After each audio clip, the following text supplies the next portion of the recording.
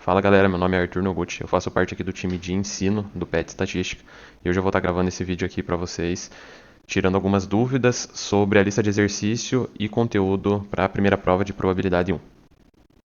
O exercício 11b diz que, se probabilidade de AK for maior ou igual que 1 menos epsilon, então a probabilidade da intersecção finita de AK tem que ser maior ou igual que 1 menos n vezes epsilon.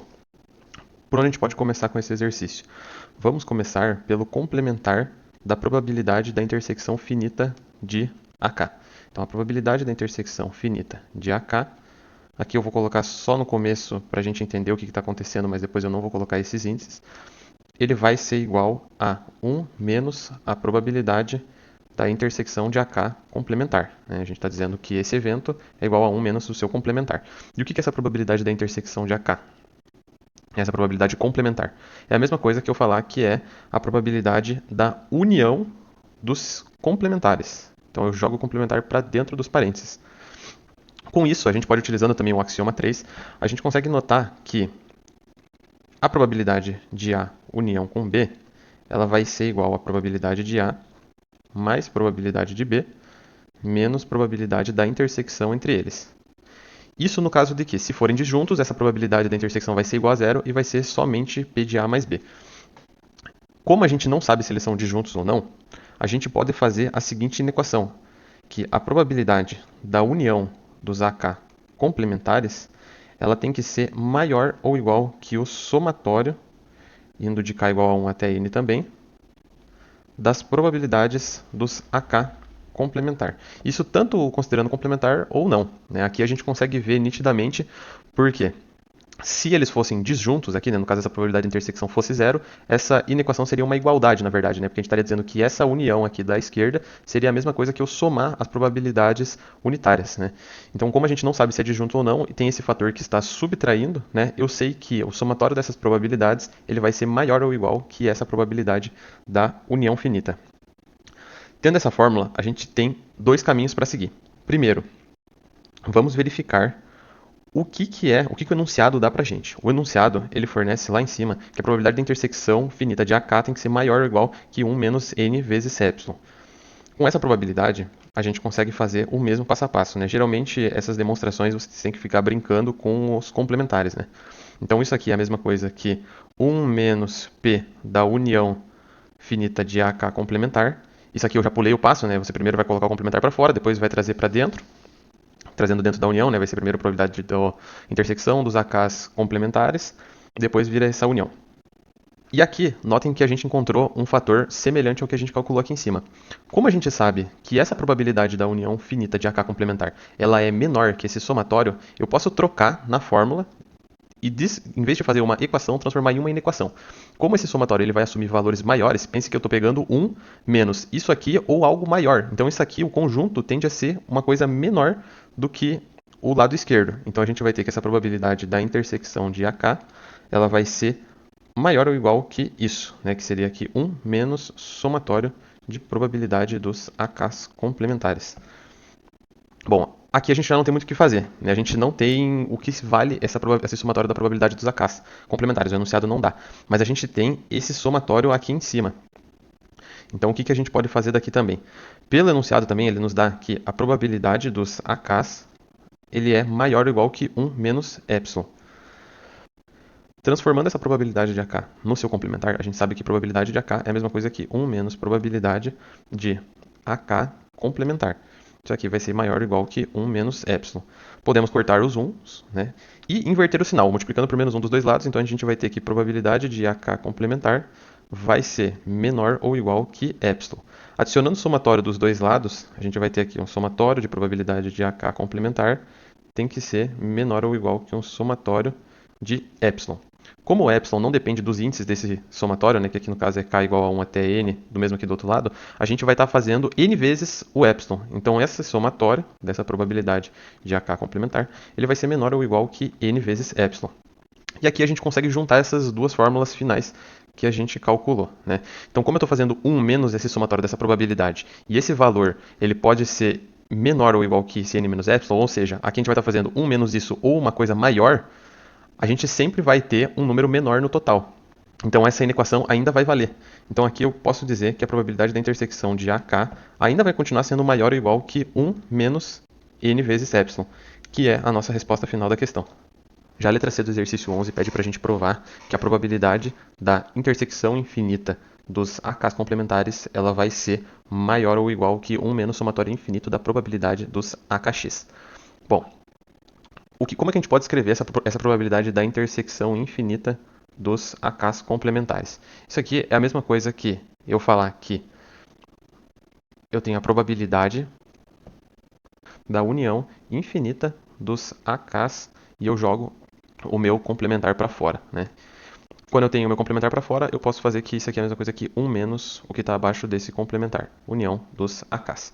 Como a gente viu na questão B e na questão A, provavelmente você teve que usar também, quando a gente tem uma probabilidade da união de AK, isso aqui tem que ser menor ou igual que o somatório da probabilidade de AK.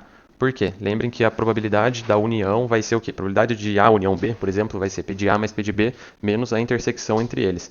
Se eles forem disjuntos, essa intersecção vai ser igual a zero. Mas como a gente não sabe se é disjuntos ou não, a gente consegue dizer que o somatório dessas probabilidades ele vai ser maior que a probabilidade da união entre os conjuntos. Com isso, a gente já consegue jogar essa inequação para a nossa fórmula. Como a gente sabe que essa probabilidade de intersecção da K complementar ela é igual a 1 menos P da união dos AKs, e a gente sabe que essa probabilidade da união do AK é menor que isso, ou seja, esse somatório ele vai ser um valor maior, se eu jogar esse somatório para dentro da fórmula, vai ficar 1 menos esse valor ou algo que é maior. Então, se eu estou subtraindo algo que é maior, eu vou ter um valor menor no geral. Então, isso quer dizer que a probabilidade da intersecção do infinito de K igual a 1 até infinito dos AKs complementares ela vai ser maior ou igual que 1 menos somatório das probabilidades de AK. Questão 12, letra C, pede para a gente provar que a probabilidade de A complementar união com B ela é igual à probabilidade de A inter B menos P de A mais 1. Vamos começar com a probabilidade de A complementar união com B.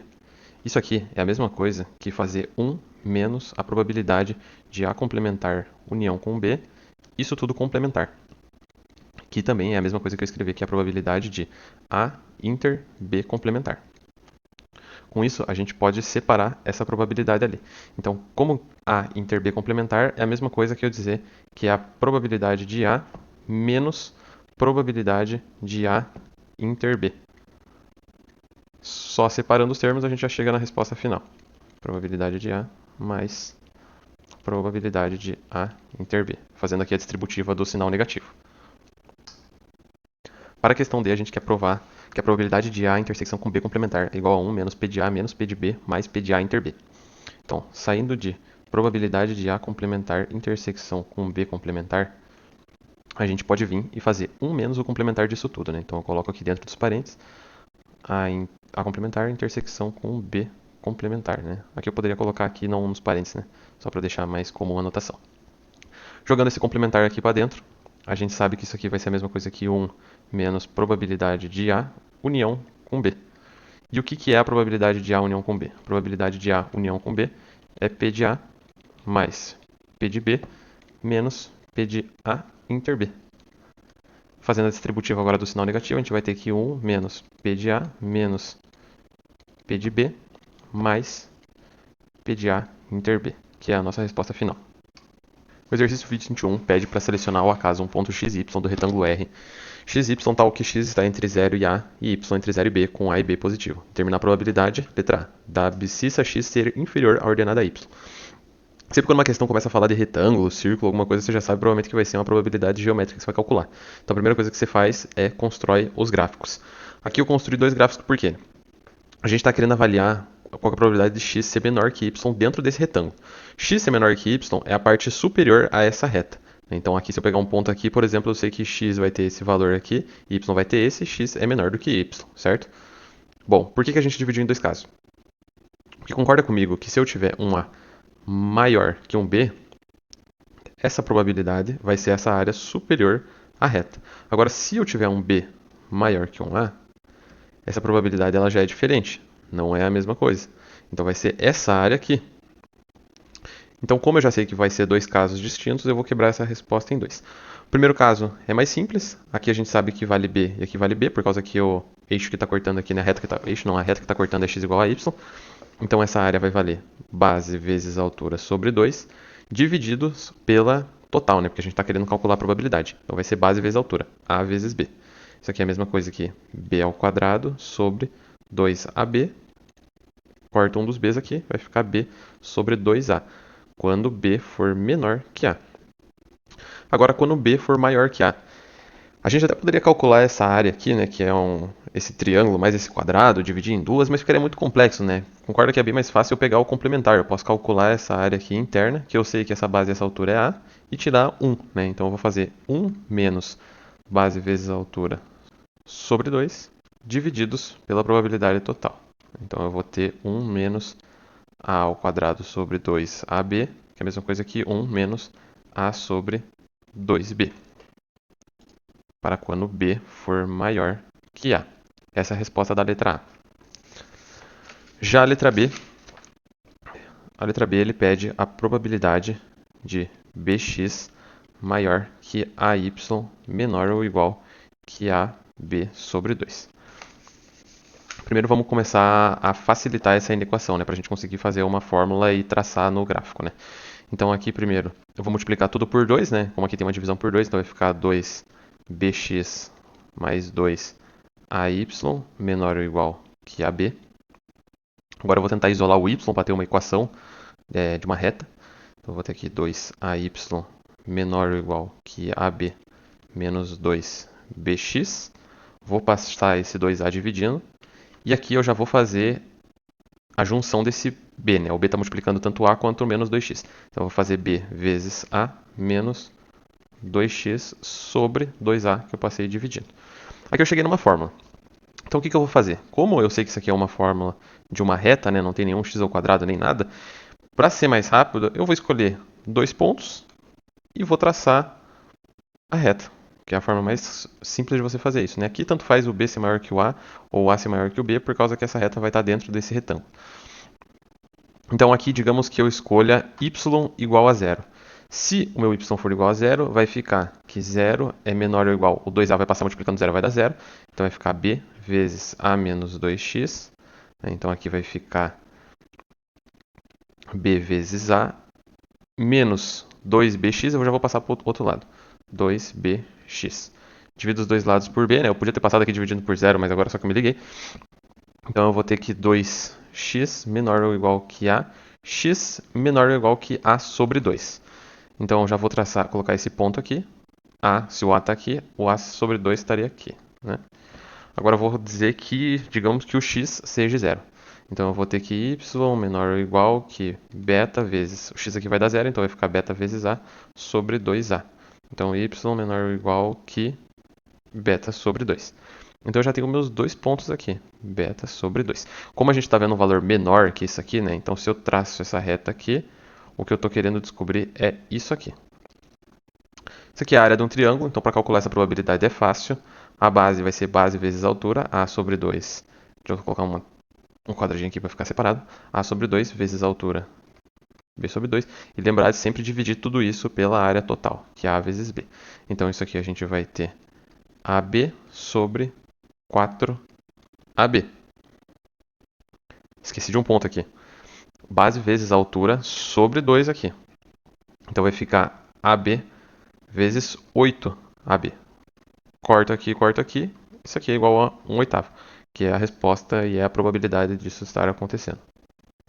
Já na questão C, ele pede para a gente calcular a probabilidade de x mais y ser menor que 1 terço. Isso aqui é um pouquinho mais tranquilo.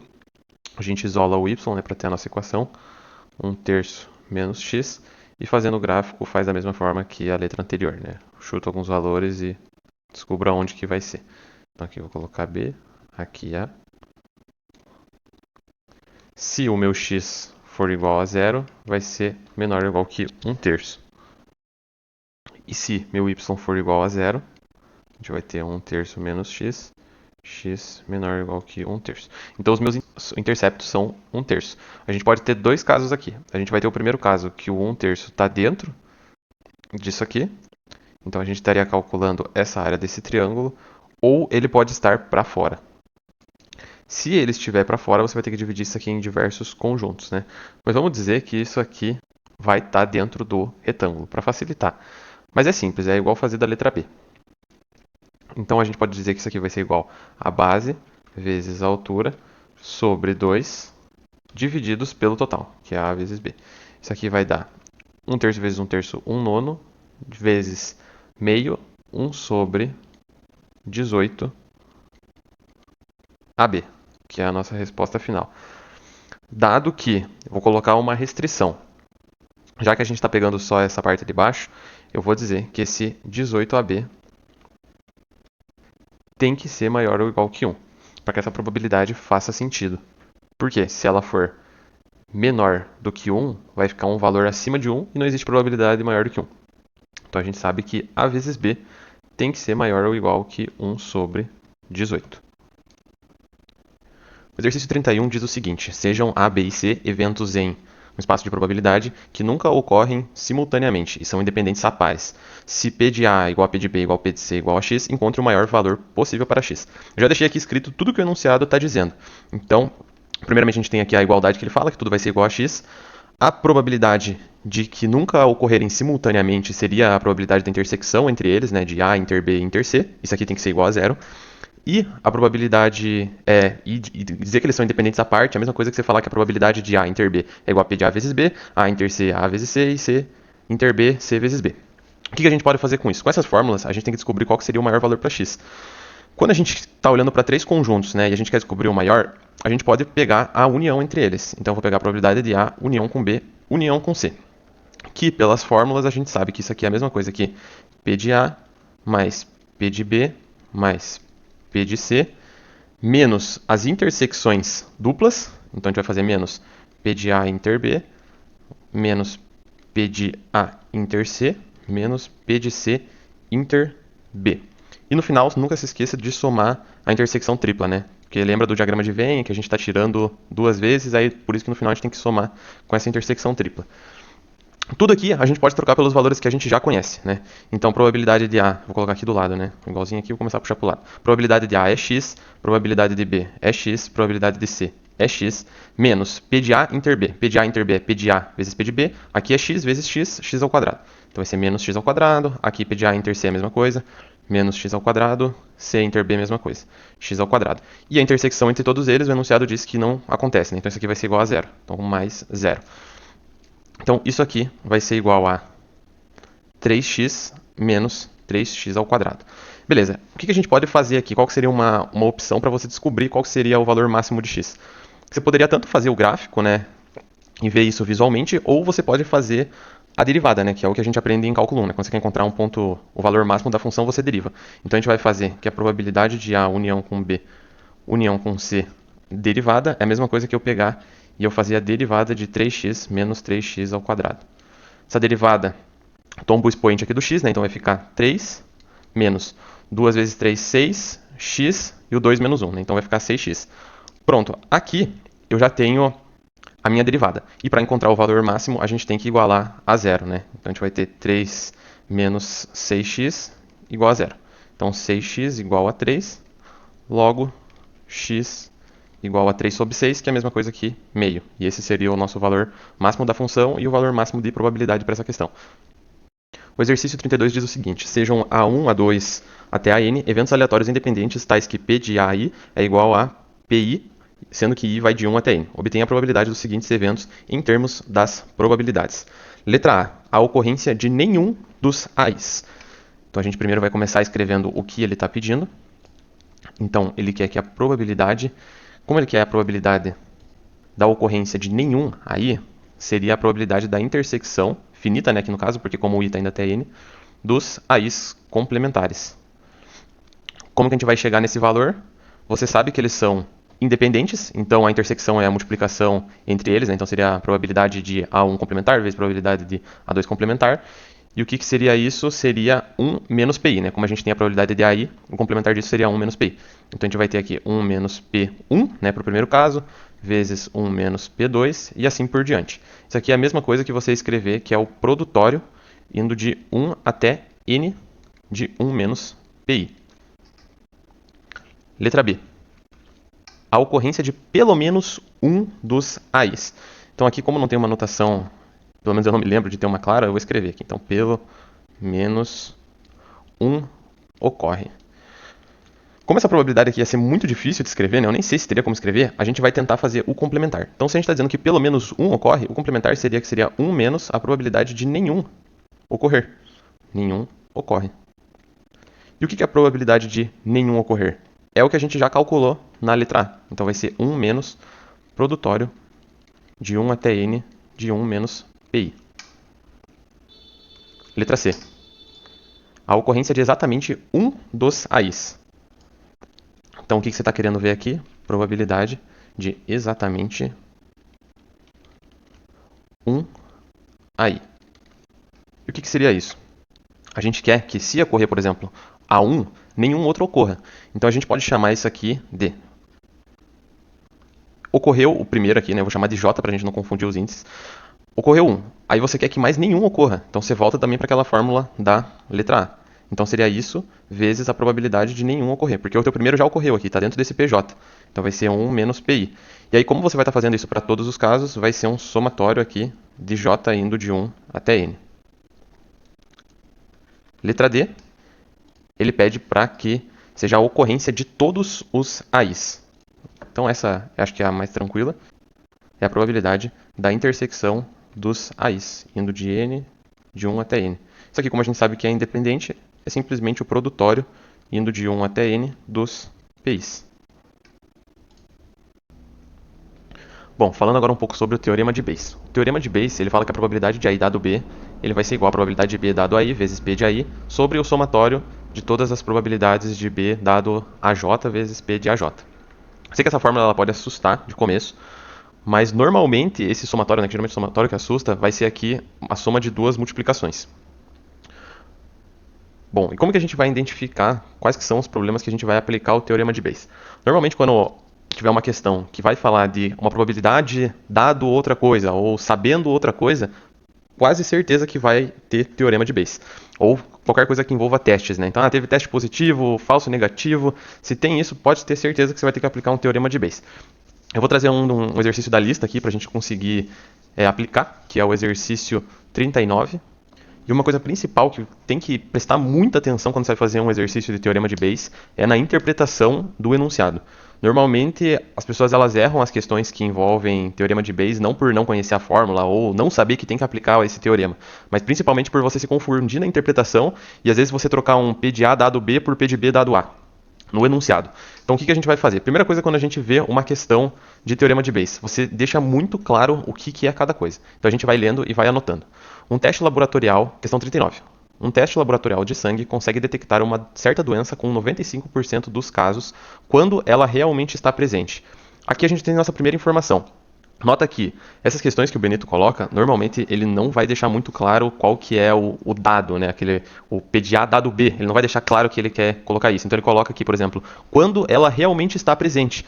Então isso aqui é a nossa informação principal. Vamos primeiro definir os bois aqui, que daí vai ficar mais fácil, né? Como ela é uma questão de testes positivos, doentes ou não, a gente vai fazer o convencional aqui. Então a gente vai chamar de P vai ser positivo,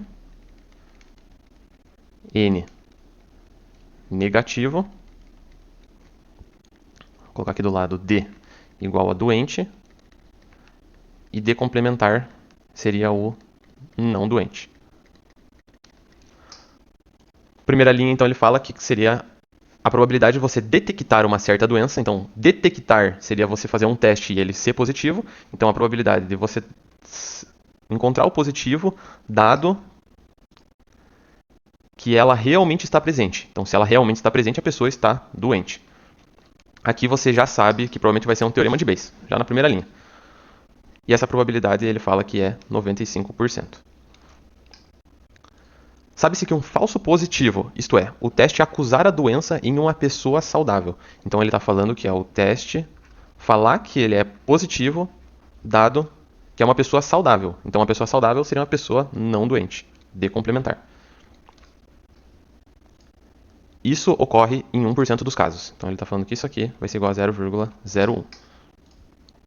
Se atualmente 0,5% da população apresenta essa doença, aqui ele não está falando nada de teste, só da doença. Então a probabilidade da pessoa ser doente na população igual a 0,5%, que vai ser igual a 0,005. Qual a probabilidade de uma pessoa realmente ser portadora da doença se o seu teste resultou positivo? Então, a gente sabe que o dado é o positivo. Então, qual que é a probabilidade da pessoa ser doente, dado que foi positivo? Com isso, a gente aplica o teorema de Bayes, né? Então, a gente sabe que a probabilidade de D dado P vai ser a probabilidade de P dado D vezes P de D sobre todas as possibilidades para o D, né? Como a gente tem só D e D complementar, vai ser só dois itens que a gente vai estar somando, né?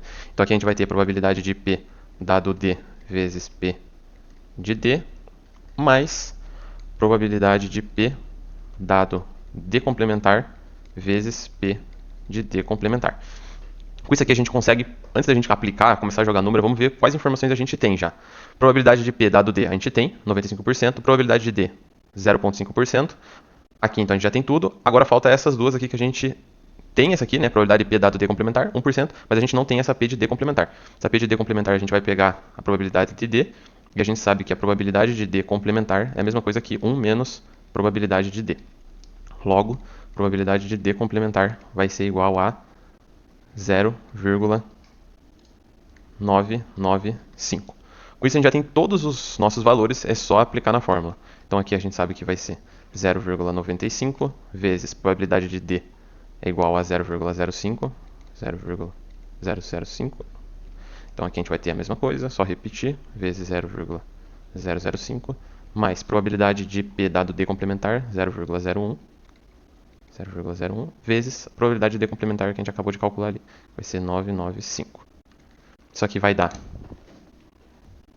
0,00475, que é um zero, sobre 0,00475 mais 0,00995, que vai ser igual a 0,323.